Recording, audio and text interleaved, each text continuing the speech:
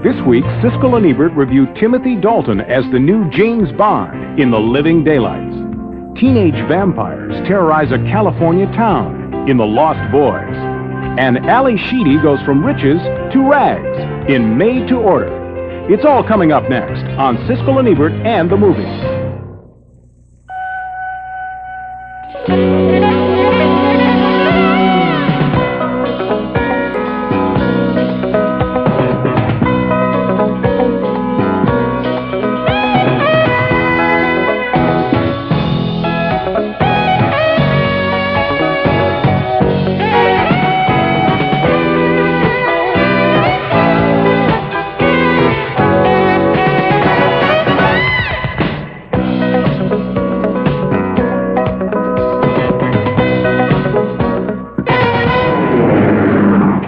This time, hold it steady. Where are you going? Drop a bomb.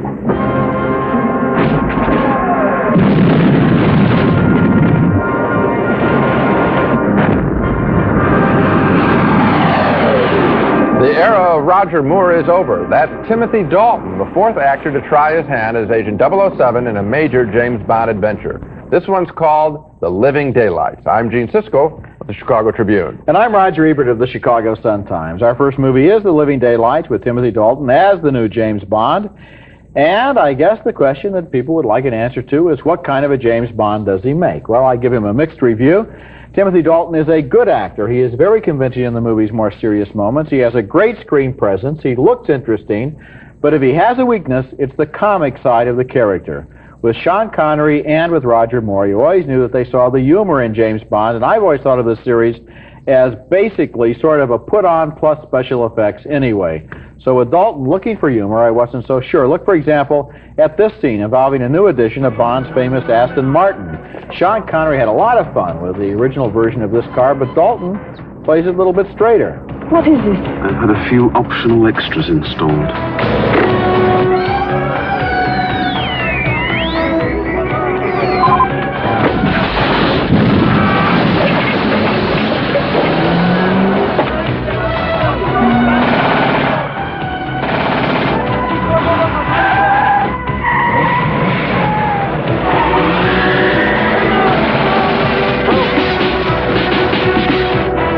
Amazing, this modern safety glass. The movie includes a full array of all the usual obligatory Bond stunts. Here's a cliffhanger on Gibraltar in a scheme that involves the Russians and a renegade American arms dealer who wants to smuggle opium from Afghanistan. To stop the plot, Bond disguises himself as an Afghan and plants a bomb in a plane load of opium. He almost gets away with it, but he's spotted by the villain, played by Jerome Crabb.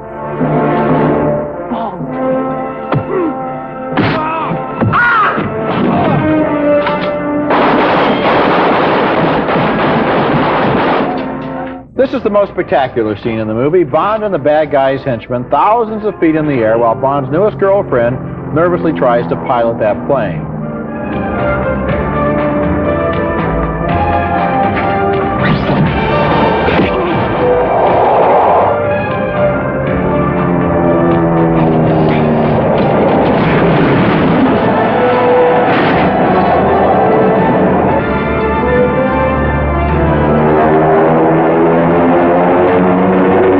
That's Miriam Dabo there, a former model, as the beautiful blonde. A lot of social observers have taken note of the fact that Bond, the old ladies' man, has a very conservative affair with just that one woman in this movie, unless, of course, you count the fact that in the pre-title sequence, they always have at least one scene where Bond drops in on some beautiful woman unexpectedly. Maybe that lack of Bond's traditional promiscuity in this film reflects the fear of AIDS in our society. I don't know, but it puts a lot of responsibility on Miriam Diabo's shoulders as the only Bond woman in the whole movie. And after such legendary Bond girls as Ursula Andress, Maud Adams, Kim Basinger, and Britt Eklund, I frankly didn't find her very interesting. She just didn't seem to have the psychic weight to carry this role. She plays a Russian cello player who's innocently caught up in espionage, but the plot is never the point anyway in a Bond picture. It's just the relationships and the stunts, and my bottom line is the movie has great stunts, it has good special effects, it has a Bond who needs to work on his sense of humor, and it has a Bond girl who is not in the great tradition. And I should add, Thumbs down. Me too, Roger. I was disappointed in the film. I'm not as impressed actually with Dalton as you are. He's better than Roger Moore, but for me, that's not much of a compliment. He's nowhere near Connery was. It's a classic figure. To me, he looked a little mousy. This Pierce Brosnan, I saw him in a new film coming up, Fourth Protocol. I think he might make a better Bond. He has more of the verve for life. This guy seems a little reticent. The other thing that you mentioned, I think, is very accurate about the Bond woman. She's not very appealing. And then the third point I'd like to make is all of the stunts that work are borrowed from the earlier films. The ticking clock down, remember how down to 007 in the original, they did it, the wheel, the spinning wheel. It's all taken from stuff before. They got nothing new here, really, Roger, and that's why it doesn't work. I'm not sure exactly how much new you expected them to have. At this point in the series, they've exhausted the entire life work of Ian Fleming and everybody else who could think of a plot. Exhausted. So I've got to go back now and defend Timothy Dalton. Now, you mentioned Pierce Brosnan, who was also offered this role. Dalton, I think, does have a very good screen presence there. I think that he's the last thing I would describe him as mousy. I think that's an astonishing thing for you to say. Well, I did it. I called James Bond a mouse, and I live to say it. Our next film is a lackluster comedy called Maid to Order, starring the normally likable Ali Sheedy as a spoiled Beverly Hills brat whose father gets so angry at her he wishes she was never born. Guess what happens next? Right, a fairy godmother appears, Beverly D'Angelo appears, and she explains to Ali Sheedy that now she is a nobody, that her father won't recognize her, that she has to do some selfless acts to regain her place in the world. You're a spoiled, silly, boring, insignificant little twit. Hey, who are you calling boring? Some fairy godmother you are. I thought you guys were supposed to turn maids into princesses. Some princesses deserve to be maids. Oops, I'm getting ahead of myself. The first thing Sheedy must do after she's been turned penniless is get a job. She becomes a maid in a rich Beverly Hills home. She is upset when she sees her father, Tom Skerritt, a multi-millionaire philanthropist, with her fairy godmother. Oh, you'll have to excuse Jessie. She's part of a reverse affirmative action program. I think I should put some water on this. Could you tell me where the, Second door left. It's so difficult to find good white help these days. The only genuine characters in the film are a stereotypical cook and maid working in the same house, who are reluctant to help Sheedy with her job as a maid. Now, borrow some jeans and a t-shirt. I want to wash my uniform. I don't have anything to wear. Thanks. How you doing, Miss Woman? I think I got off on the wrong foot with Maria. Right. I don't know how to talk to maids. I don't know how you feel. One's trying to move into my neighborhood. Audrey, can you show me how to use the washing machine? What are you anyway? Some kind of reporter or something? You wouldn't believe me if I told you. Now, I've enjoyed Ali Sheedy in a couple of movies before. I liked her in War Games. I liked her in The Breakfast Club. But in this picture, as soon as the whole plot got started with the reverse Cinderella story here, a groan went up from me. And she actually isn't very likable in this film. She's supposed to play a snot, and I think she comes across as just a whiny brat. That's what she's supposed to play. It didn't really work for me. The picture seemed to be a gimmick. I was really only interested in the employees that she works for. I thought they were more interesting than she was. Now, this is an interesting position that you've taken, because I would say that the problem with this picture for me was that she was not nearly unlikable enough. Oh. There is a kind of a bottom line of likability in Ali Sheedy. She is a pleasant young woman. Yeah. And it seemed to me that what the character needs to begin with is to be much, much rougher, to be much harder to get along with, much more egotistical, much more spoiled, much more of a brat, so that the change is more convincing. It seemed to me that she was always kind of basically the kind of person her fairy godmother was trying to turn her into. What we could be saying is we didn't like the performance, one way or another. In other words, she wasn't given enough bad stuff to do, or she didn't play it badly enough. Either the performance or the direction or the screenplay or something. I feel basically that the heart of the movie for me was Dick Shawn and Valerie Perrine, that weird rock and roll couple. They were ripped off from Down and Out in Beverly Hills, but at least it was an interesting rip. I would have rather seen a movie about them than about Ali Sheedy. Okay, when we come back, we'll review The Lost Boys, who could all star in a remake of I Was a Teenage Vampire. I'm your brother, Sammy. Help me! It's named The Lost Boys, and this is a very ambitious, well-acted horror movie about teenage vampires in Santa Carla, which we are reminded more than once in this film is the mass murder capital of America, a sad distinction. This movie follows a trend I've seen in a lot of horror and science fiction movies lately. The sensational storylines from 1950s exploitation films are updated with good dialogue and production values and made into slick movies for the 1980s. That's what they did with The Fly. That's what they do here. This one stars Jason Patric as a new kid in town who sees a girl he likes at a rock concert. She's played by Jamie Gertz, and she is a vampire, something even Jason's little brother knows. She's one of them! And don't tell me it doesn't make her a bad person, Mike. You know where David took me tonight, don't you, Star? Who's David? Yes, it's my fault. If you hadn't met me, if I hadn't liked you, I tried to warn you. It was that night in the cave, wasn't it? That wasn't wine they gave me to drink. It was blood.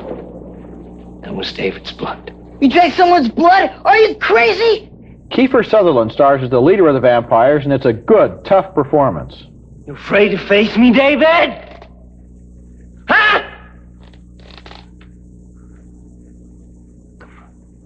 Tried to make you immortal. You tried to make me a killer!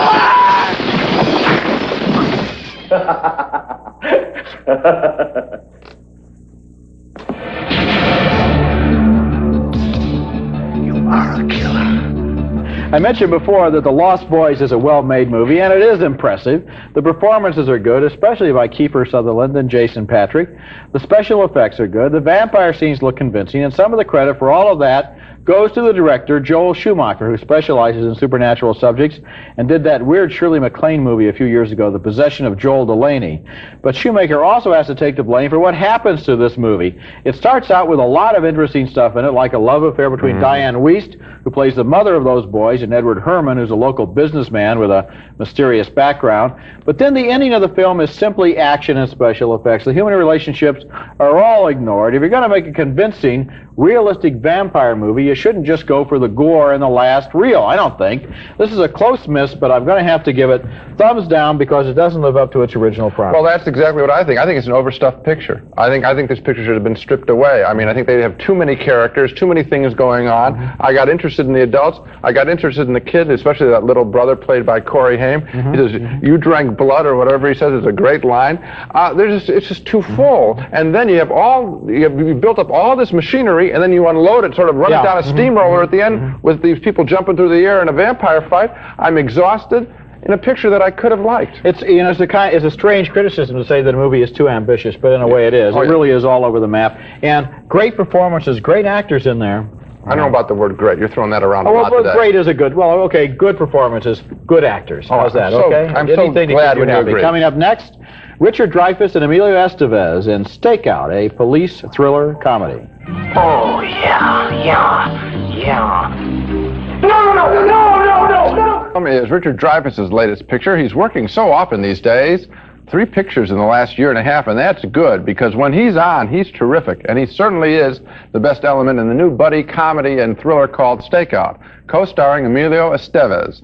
Dreyfuss and Estevez play 2 cops assigned to spy on the apartment of a girlfriend of a criminal wanted by the FBI. They play breezy, playful cops who get excited looking at the young woman undressed. To protect and to serve. Oh, I love my job so much. Dreyfuss is even more bold than just looking at the young woman. He meets her, pretending he's a telephone repairman, and romances her, making Estevez furious that they might lose their job. Hey, I'm serious, man. It ends right here. Either you break it off or you get your ass reassigned, because I'm not going down with you. I busted my ass to make detective before 30. I'm not going to let you pick that up. You got that, Chris? Yeah, I got that. Later on, Dreyfuss finds himself confronting the woman's killer boyfriend. She knows Dreyfuss is a cop, but her boyfriend doesn't. So, Leachy, what are you doing bothering my old lady? We had a fight. Oh, you had a fight? That's too bad. What was it about? None of your business. Watch it now. It is all my business. Now, what was it about? She found out I was violating my parole, okay?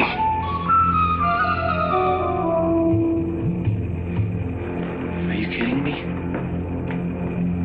Stakeout is an uneven film. Dreyfuss is the only constant, constantly inventive and funny and sexy, but he leaves everyone else in the film in the dust. The film opens with needlessly brutal violence by the boyfriend, Aidan Quinn. The girlfriend, Madeline Stowe, is just a body, not a personality, and Estevez is simply out of his league here. I think even with a mustache, he looks like he's making a desperate attempt to keep up with Dreyfuss. So it comes down to how big of a Richard Dreyfuss fan are you? Would you want to miss him in a film in which he is very good? I wouldn't, but I can't recommend the film, just his performance.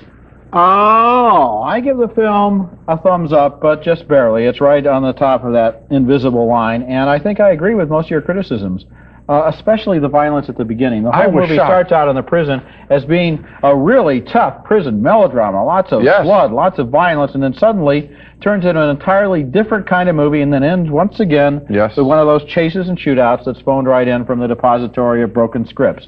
So I don't know what to say, except I did like Dreyfuss so much that I did have a good time and I did laugh a lot. Yeah, it's just that he is not supported by the rest of the movie. We'll be back with our weekly video picks, including an Australian film about an Aborigine girl who wants to be a modern teenager. Weekly video segment, our choices of movies we think you might enjoy renting on video. And my choice this week is a wonderful movie named The Fringe Dwellers, about an Aborigine teenager in Australia.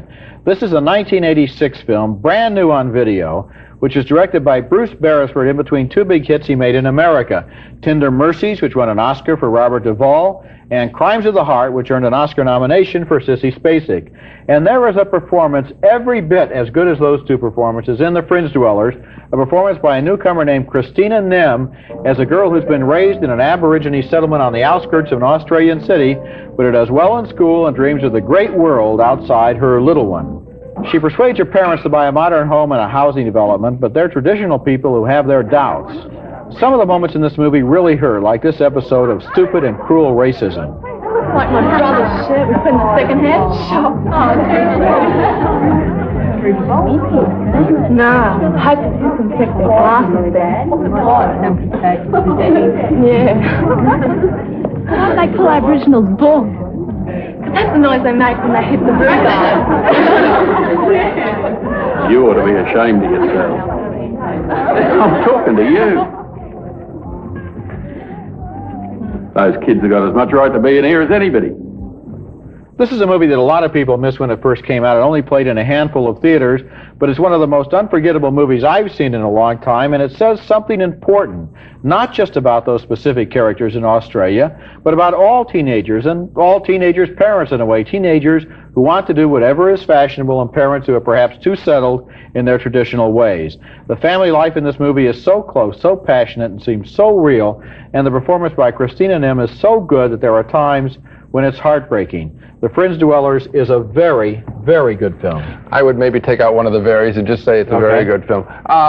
Some of it seems a little bit pat to me. In other words, I know that there's going to be the break between the girl and the old-fashioned parents. And so when the story marches along in that way, I think I know what's going to happen. At the same time, the way these people play their situation out, that I think is played very well. The situation seems familiar to me. We looked at a movie last week called Wish You Were Here about a young girl growing up in England. Now here's a young teenager growing up in Australia. On a double bill, the two of them would be very nice as partners because they show in different ways in different societies how some of these things are so universal. And the thing that makes me sad is, of course, you're talking about foreign films of substance about young people and not in America. God forbid there would ever be an American film that said anything about teenagers. Well, you know, actually we had one this year, The River's Edge. Yeah. Go and see that if it's still around, because that is terrific.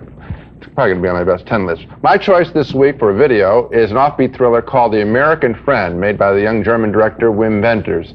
In The American Friend, Wenders tells the convoluted story of murder amid international art fraud, with Dennis Hopper playing a shadowy figure who sells paintings of a great painter whom everyone thinks is dead, and thus whose work is in great demand. I sold one painting, I'm ready to sell another one. How much? That's $2,000 for you. I told you I got a good eye. Take care of it. The new one's hard to buy. Later, Hopper winds up taking pity on a German frame maker who is framed himself when he's told by mobsters that he has only weeks to live and should cash in by becoming a hitman. Here's an exciting piece of direction as the frame maker nervously tails a man who he's going to kill in the Paris metro.